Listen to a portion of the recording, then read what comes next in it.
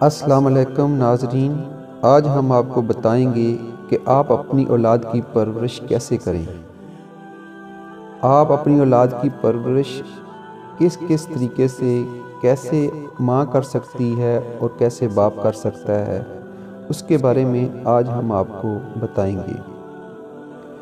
ہر ماں باپ کو یہ جان لینا چاہیے کہ بچپن میں جو اچھی یا برائی عادتیں بچوں میں پختہ ہو جاتی ہیں وہ عمر بھر نہیں چھوٹتی۔ اس لیے ماں باپ کو لازم ہے کہ بچوں کو بچپن میں ہی اچھی عادتیں سکھائی جائیں، بری عادتوں سے بچائیں۔ بعض لوگ یہ کہہ کر ابھی بچہ ہے، بڑا ہو کر ٹھیک ہو جائے گا، بچوں کو شرارتوں اور غلط عادتوں سے نہیں روکتے۔ وہ لوگ در حقیقت بچوں کے مستقبل کو خراب کرتے ہیں اور بڑے ہونے کے بعد بچوں کے برے اخلاق، گندی عادتوں پر روتے ہیں اور ماتم کرتے ہیں۔ اس لیے نہایت ضروری ہے کہ بچپن ہی میں اگر بچوں کو شرارت، بری عادت دیکھیں تو اس پر روک ٹوک کرتے رہیں، بلکہ سختی کے ساتھ ڈانٹتے پھٹکارتے رہیں اور طرح طرح سے بری عادتوں کی برائیوں کو بچوں کے سامنے ظاہر کر کے بچوں کو ان خراب عادتوں سے نفرت دلاتے رہیں۔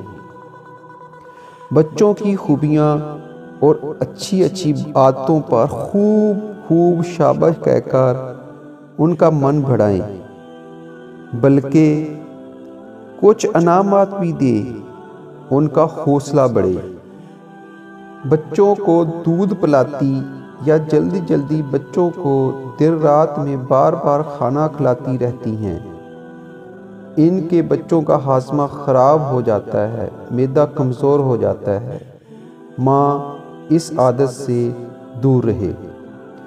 بچوں کو صاف ستھرا رکھو، مگر بہت زیادہ بناؤ سنگاؤ مت کرو کہ اس سے اکثر نظر لگ جاتی ہے۔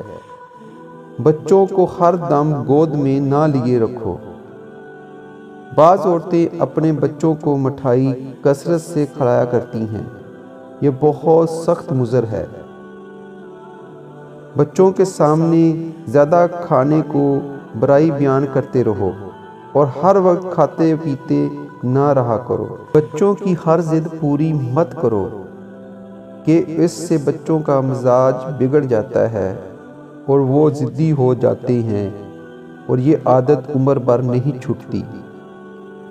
بچوں کے ہاتھوں سے فقیروں کو کھانا اور پیسہ دلایا کرو، یہ بہت اچھی عادت ہے۔